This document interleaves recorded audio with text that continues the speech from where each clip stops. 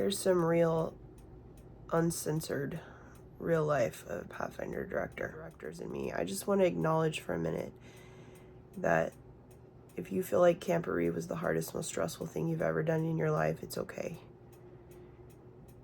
Let me tell you about my experience.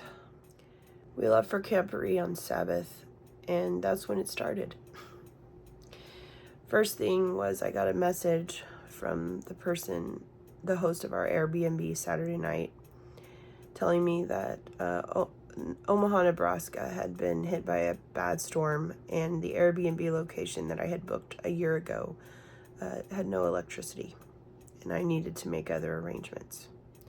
Now let me tell you, trying to find an Airbnb to hold 23 people last minute I figured it was going to be near impossible. I started praying, told my staff to start praying, and then I started looking. I contacted a couple hosts and said, hey, I have 23 people, even though their ad said, we only hold 16 or whatever. Like, would you please let us stay? We have kids who can sleep on the floor. They all told me no, except one. And that one actually told me no as well. But she said, I have another property in a town that's 45 minutes away that can hold 23. You're welcome to have that. So she sent me the listing. I looked at it. It looked great. I booked it. The next thing was the next day. We were staying in an Airbnb in Scotts Bluff on Sunday night. And when we got there, we were unloading and everything. And the host came barging in the front door, hopping mad because he said that I had told him that 9 people were going to be staying at his location, and he was mad because there was more than 9 of us, obviously.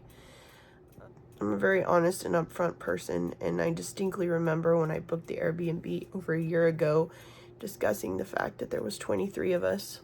I did that with every Airbnb I booked, making sure it was okay that some of the kids would be sleeping on the floor or the couches. And he claimed that I told him there were only 9 of us going to stay there, which is such a random number. He said we could stay, but he was not happy. I was really upset because I don't like it when people think bad of me or think I'm trying to be dishonest or whatever. And also I was upset because I know that we're representing the church and ultimately Jesus and how Christian people should do business and treat each other. And I didn't want him having that impression that we were trying to, game the system or whatever. So I went in and talked to my staff, and we decided that we needed to move the rest of the group and just leave 9 people there at that one. Meanwhile, while I'm in the middle of trying to figure this out, I had a parent call me who was very upset about something. I was like, can you give me a minute? I have to solve this problem so we can have shelter tonight, and then I'll call you back.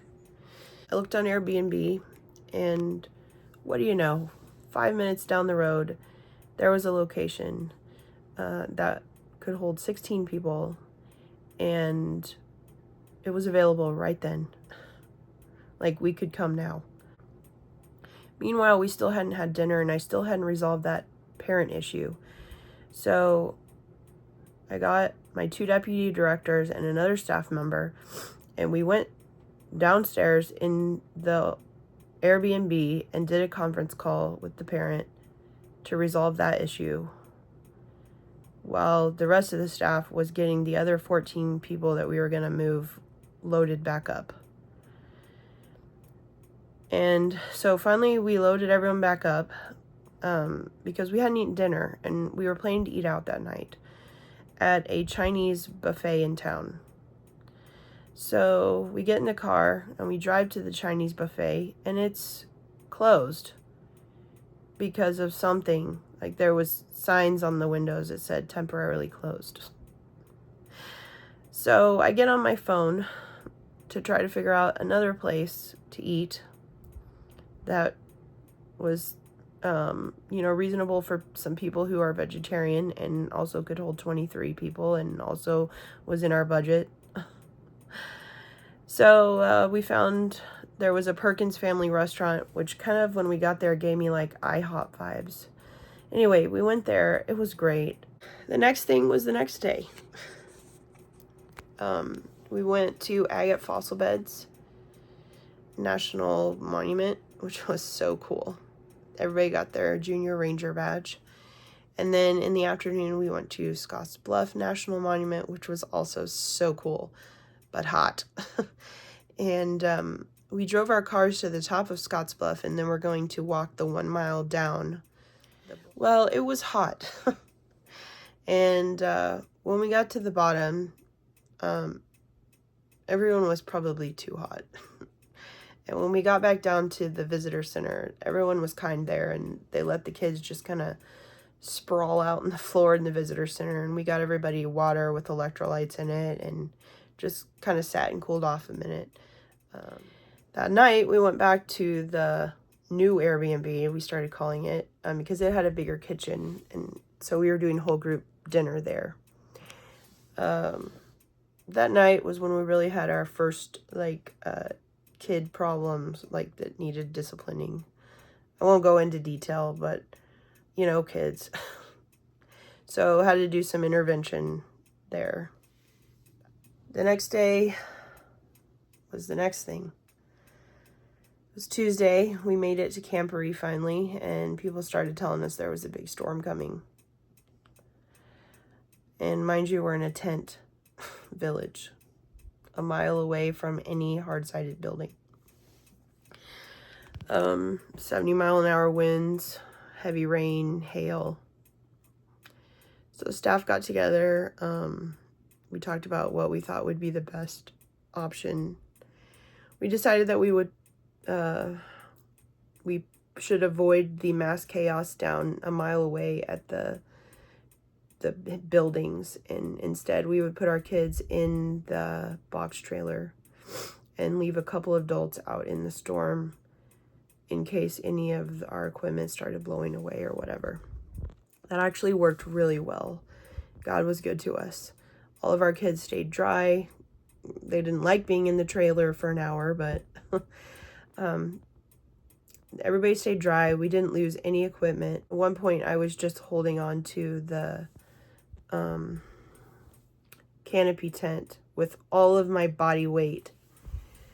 Rain just pouring onto me, and I just put my head down and I just started praying because I was legitimately scared. But the storm passed, and afterwards there was a completely beautiful, full double rainbow. The next day was the next thing. Wednesday, we'd signed up for community service. We got a free t-shirt. The kids were excited to do something. You know, it was our first real thing we were going to do at Camporee, because the night program had been canceled because of the storm the night before. So I had been given 3 different sets of information about the community service project, about what time it started, when to arrive, yada yada. We showed up to the bus loading area, which was about a mile away from our camp, at about 6:45 a.m. No one was there except us. So we got in line. The very first one's in line. And we waited and waited and waited and waited and waited and waited. Some adult person finally came by, and we said, "Hey, we're waiting for community service. Like, can you tell us anything? Do you know anything about this?" And they were like, "Yeah, you need to be waiting for Bob." And we were like, "Okay, cool, great." So then we kind of made a joke of it, and every person that walked by, we were like, "Are you Bob? Is your name Bob?" Anyway, finally about 7:30, so we'd been standing there like close to an hour. Bob showed up. And he was like, "Oh yeah, the bus to pick you up isn't coming until 8 o'clock. So glad you're here on time." It came to be 8 o'clock. The bus didn't come. Eventually it came about 8:15, I guess. It wasn't too much longer after that. So we got on the bus and headed toward this park. We were supposed to shovel sand into a volleyball pit, we thought. Our bus driver didn't know where to go. Like, she got us to the park, but once we got to the park, we just drove circles kind of around the park until we found like a park looking person, and they said, oh yeah, you need to go over there. So we went over there. That was not where we were supposed to be. We found another park looking person, and they were like, oh yeah, he said, follow me. He was on like a gator. And so we followed him and finally got to where we were supposed to be. We were supposed to shovel sand out of a playground area, and we put it in the bucket of like a front loader, and then they dumped that into trucks, and then the trucks went over and dumped the sand into a volleyball pit. So about 9 o'clock, we got started. We broke into groups. We got into a good groove of shoveling. We would shovel a bucket and then have a few minutes rest while the bucket went and dumped the truck, and come back and we'd do another bucket. We worked for about a solid hour, and we did 8 truckloads, and we were feeling really good. We were starting to see, the dent made in the playground sand. And the park guys who were in charge of our project came up and said, stop, you need to stop. We're done. This was about 10 o'clock. And we were like, wait, what do you mean we're done? Like, there's tons of sand here still. And he was like, well, we didn't know, but there was an event scheduled at the volleyball court, and those people are there now, and so we can't dump any more sand in the volleyball court because they're there for this event, so we have to stop. Not that they didn't know for like a year or something that we were going to be doing this day. So we didn't get to finish our service project. I mean, the kids were excited to stop working, but they were also confused because we hadn't finished. So that afternoon, we had planned to go to the rec center to let them go swimming because we expected to be hot and dirty and stuff from working all morning. So we had to ride the bus back to camp and then get on a different bus to go to the rec center. And we looked at the line for the rec center, and the line to get on the bus, just to get on the bus to ride to the rec center, was over 2 hours wait. So one of our staff members got the idea to look in the map and found out that the college was like right next to the rec center, and there was a bus to the college, and the bus line to the college was like there was nobody in line to go on the bus. So we moved all the kids in the line to wait for the bus to the college, which it came within like 10 minutes. We got on the bus, we went to the college. We were kind of scared because we were like gaming the system, but also kind of feeling clever with ourselves. So we got to the college, and then we had to kind of walk like across the street and through a parking lot to get to the rec center. So by now the kids are getting excited because they're seeing the light at the end of the tunnel, the pool. We walk to the front door, and the man says, oh, I'm sorry, you can't come in here unless you're 13 years or older. Half our kids are under 13. You can imagine the disappointment. And I don't like my kids being disappointed, so it was like stabbing me in the heart pretty bad. So we decided to go ahead and send in the ones that were 13 years and older with some of the staff. And then me and my husband stayed out with the ones who were under 13 to try to figure out what to do. We got on our phones and started looking for, is there other pools? Is there something else we could do in town? The only thing we could come up with was there was a park and a splash pad on the other side of town. Mind you, we don't have any vehicles or anything. So we got on Uber, and we ordered an Uber XL to fit everybody. And we rode an Uber to the other side of town. So it turns out that this park was actually really cool. Like, it was a cool park. And the splash pad was really, really good. The kids were still kind of bummed because they wanted to go swimming. But we kind of talked to them. We were like, guys, I'm so sorry. But, let's try and make the best out of the situation that we were given. Mind you, by then everybody needed to go to the bathroom. And there was like 6 bathrooms at this park, but there was also 5,000 other Pathfinders at this park, because at this park was where they were doing like the soccer tournaments and the softball tournaments. And so the bathrooms were disgusting. Only 2 were actually still functioning, even though they were disgusting. They were functioning. And so the first hour of getting to the park was spent waiting for the bathroom. So like me and the girls waited for half an hour to get to use the bathroom, and while Sean kind of watched the boys, and then we traded places and they waited for the bathroom. And then after that, they had about, I don't know, 30 minutes to play, and then we had an order another Uber to take us back to camp in time to get changed and go to the night program, which was the first one because the one before had been canceled. The next thing was still that same day, or the next day, I'm not sure, because it happened in the middle of the night. So it was kind of both. It was about 11 o'clock, maybe 11:30. We had gotten back from the evening meeting. We put all the kids to bed, made sure they were quiet, and then I finally had been able to get into my tent. I put my pajamas on. I had laid down, and I hear a little tap, tap, tap on my tent wall. And it was my mom. And she said something was wrong with her heart, which of course woke me up immediately. Like, I was back wide awake. I had to go wake the area coordinator up because of course the medical is a mile away. So we needed a golf cart. So the area coordinator drove us there.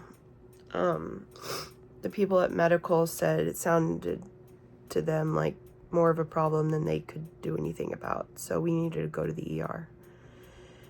So we got to the ER by about 1 o'clock. I had to wake somebody else up to help me get to a vehicle so we could take her to the ER. It took a while. Anyway, we get to the ER. Turns out she was an AFib. They started her on fluids, did a huge full workup. She self-corrected, which was great. This is a new thing for my mom. And we got back to camp around, I don't know, 5 a.m. or so. At which point it was time to start breakfast. So I lost an entire night's sleep. That was cool. The next day, the kids were supposed to have kind of a free day at Camporee. We put them in small groups with an adult, and they went around and did the different activities just on campus at Camporee. My staff was great. They stepped up. Everybody who had been able to sleep that night took a group of kids. I had to take my mom back into town because we had to get a prescription filled, which the prescription they had told us at the hospital was very expensive. And it would probably be around $500 to fill this prescription. You know, Jesus made more lemonade out of that lemon. And when we got to the pharmacy, it turned out that the prescription cost $47. So thank you, Jesus, for that. The next thing was the next day. We were supposed to go off campus all day on Friday. We were going to Jewel Cave and then to the Southwestern Adventist University Dino Dig in the afternoon. Meanwhile, part of our group was running the 5K on Friday morning, and then we had 2 kids getting baptized Friday night. So Friday was like a logistical nightmare of making sure everybody was where they needed to be and properly supervised, and that we had cars where they needed to be when they needed to be there. And mind you, our cars are a mile and a half away in a parking lot. We had to stay on schedule, and we had to pay attention, or it was going to be bad, because we had to be back by a certain time so that our baptism kids could get checked in to do their baptism. So that morning, one of my staff woke up and said, I don't feel well, and he looked awful, and I took his temperature, and he was running a fever. And he was supposed to be, he was an integral piece of the driving logistics that day. We quickly figured out how to work around and rearrange things, and we had a wonderful day. Like, the cave was awesome. In fact, when we asked some of our kids what was your favorite thing so far this week, several of them said the cave. They loved it. The Dino Dig was amazing. So cool. While we were gone that day, we got word that they had moved up the baptism time, because the night before they had announced that there was another storm coming on Sabbath, and so they were going to cancel all the Sabbath programming. So all the baptisms that had to be done on Sabbath would be done on Friday night, and all the programming on Saturday night would be done on Friday night. So they were basically doubling up everything Friday night. So all the times had to be moved up. There was no way we were going to be back in time to make that deadline for our baptism kids. So we loaded up our pastor and the baptism kids and another staff member, and we sent them in a car to drive as fast as they could back to Camporee to get them there in time for the baptism. Meanwhile, the rest of us stayed at the Dinosaur Dig, which meant that the rest of us would not make it back in time to be able to see our dear club members baptized. So on the way home, driving from the Dinosaur Dig, knowing that we wouldn't make the baptism, I had the great idea to turn on the live stream on my phone so that the kids could watch it while we were driving. So I turned it on, and we were watching the baptisms. Like, the kids were like silent in the car, glued to this, because they wanted to see their friends baptized. And right before it was the Arkansas, Louisiana baptisms, they cut the baptism live stream and started doing like a story about pin trading, and they never cut back to the baptisms on the live stream. So on Sabbath, it was amazing. Mind you, I had to also book another last-minute Airbnb, because we were supposed to be camping, like sleeping in tents still Saturday night at Camporee, but they had told us the storm was coming and we all needed to leave. And we had nowhere to go. So I booked us an Airbnb in Sturgis. Thank you, Jesus. I don't know how it was available. That day we got to see Devil's Tower. Sabbath was just a wonderful, restful, beautiful blessing. On Sabbath morning, before we left Camporee, 3 of our staff members got invested as master guides. Sunday was the next thing. On Sunday morning, we got up and we went to Mount Rushmore, which was one of my dream come true moments. I've always wanted to see Mount Rushmore, probably because of the National Treasure 2 movie, which if you know, you know. We got to our Airbnb kind of late that night. We needed to cook dinner. The kids were playing outside, and that's when the discipline issue happened. Mind you, by now we are exhausted. Several of us are dropping like flies. Several people are feeling sick. We've still got another full day of driving to go. I got a couple staff members and the pastor together, and we dealt with the issue with the kids the best I could do under the circumstances. And then we went to bed and slept really fast. When we got home, we had asked ahead of time that parents please help us unload, and let me tell you, our parents showed up and they helped us unload the trailer because we were just exhausted. And basically, we just unloaded the trailer into the fellowship hall of the church. I dealt with the perishable food, and everything else we just left there because we just couldn't. We got all the kids in their cars and sent home, and then finally I got to go home. The next day, I drugged myself out of bed because now I'm really starting to feel sick. I went to work. I'm a teacher, and I was already 4 days late for school. So we have 5 days of teacher days before school starts. So it was the last day of teacher week. So I had to do what all the other teachers did in 5 days. I had 1 day to do it. Also, that same day, our new exchange student that we were hosting arrived that night. So I wasn't even going to get to go to bed early that night. So I went to school and I worked like a madwoman all day because the next day was the first day of school, like the kids were coming. So I worked late at school, making sure I was at least ready for the first day. And then I went home, ate a sandwich or something. And then we got in the car and went to the airport to pick up our exchange student, which we were so excited about. That's always a fun time. But by now I've got like a cough and a sore throat. So we didn't get home until about 10 o'clock. And then, of course, we needed to show her around the house and everything. So I got in bed that night about maybe 11.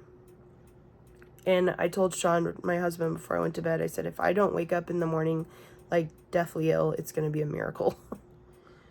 Well, guess what? I woke up the next morning, Wednesday, deathly ill. I felt so bad. But I had to go to school. It was the first day. I mean, teachers got to be there on the first day of the end. I stopped at the store on the way to school and got Dayquil and NyQuil. And I took a big old dose of Dayquil, and that got me through the morning. About lunchtime, I thought I was going to die. So I ate some lunch, and I took another big dose of Dayquil, and that got me through the afternoon. And I was closing like all the tabs on my computer to go home, and like at the corner of my eye, I saw an email from a parent, one of my Pathfinder parents. So I literally had all my stuff in my hand, like to leave. So I set down all my stuff and I looked at my email, and this parent was really, really, really, really upset at me. And I just lost it. I was supposed to go pick up our exchange student from school. I called Sean and I said, I need you to pick her up. I just can't right now. I'll explain later. And I just sat at my desk and cried. Because it was about the discipline issue. And I had realized, I knew that it needed to be dealt with further, but I just hadn't been able to get to anything yet. And I'd handled it the best I knew how in the moment. And they were upset at me. And I hate it when people are upset at me or disappointed in me. I'm really hard on myself, so I started thinking about like what I could have done better, and I was a mess. I felt so bad. So I drove home. I cried the entire way home. I parked in the driveway. I parked in the garage. I couldn't even go in the house because I was crying so much.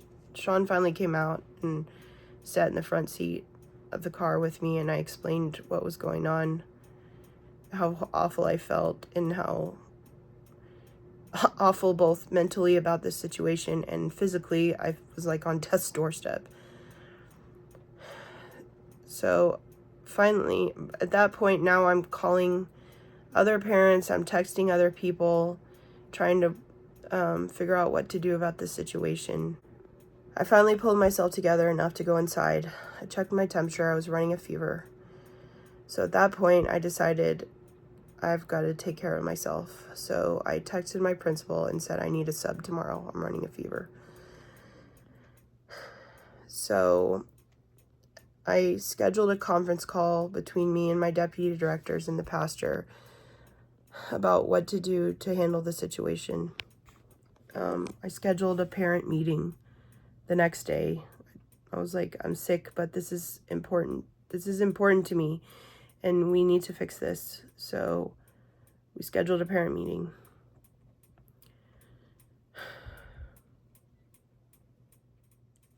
Since I had decided to stay home from school the next day, as soon as my conference call was over, I did that at my sister's house. She's my deputy director. She's sick as a dog by now too, and running a fever also.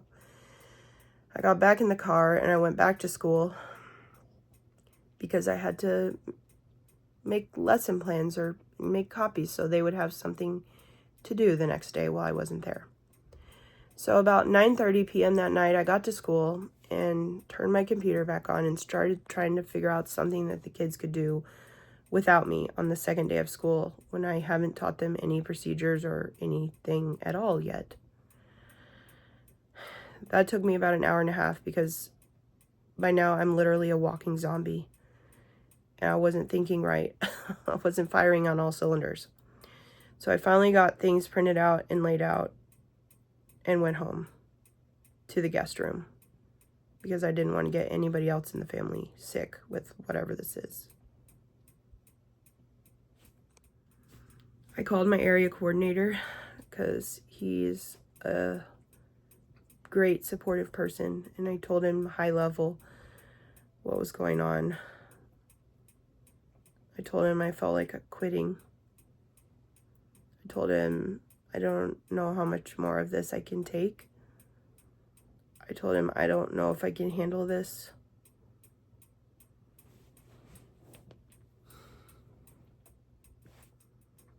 I told him I've been in Pathfinders a long time. I've never had a situation like this, and I don't know if I can keep going.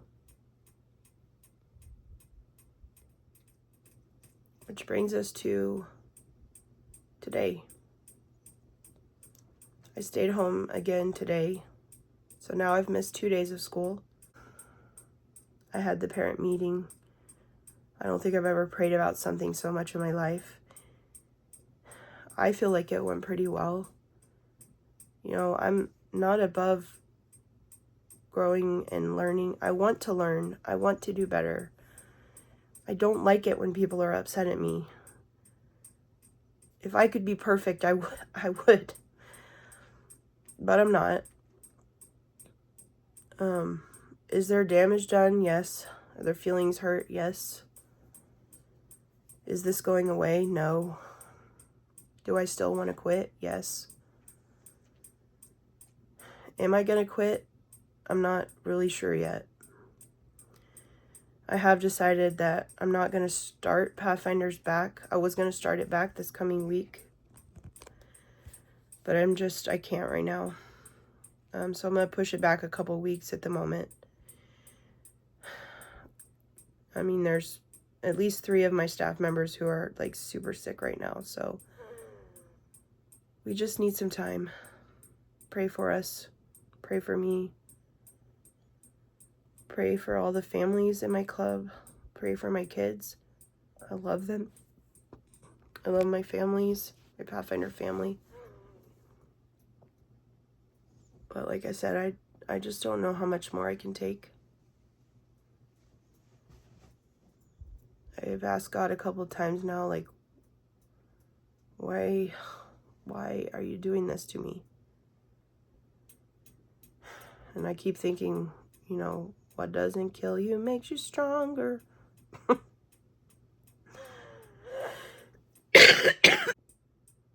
The reason I'm sharing this to you is because on my channel here, I try to be real with you, and this is about as real as it gets.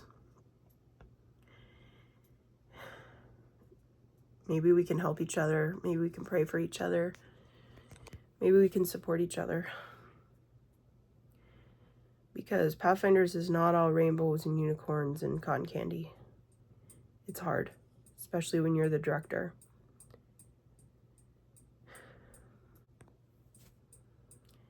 If you can keep going and you can hang in there, maybe I can keep going and hang in there too.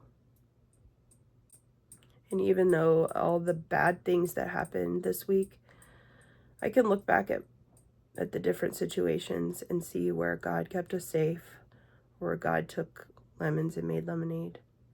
And for that, I am grateful, which is not a big enough word, but it's the only one I've got right now. So hang in there, folks. See you next time.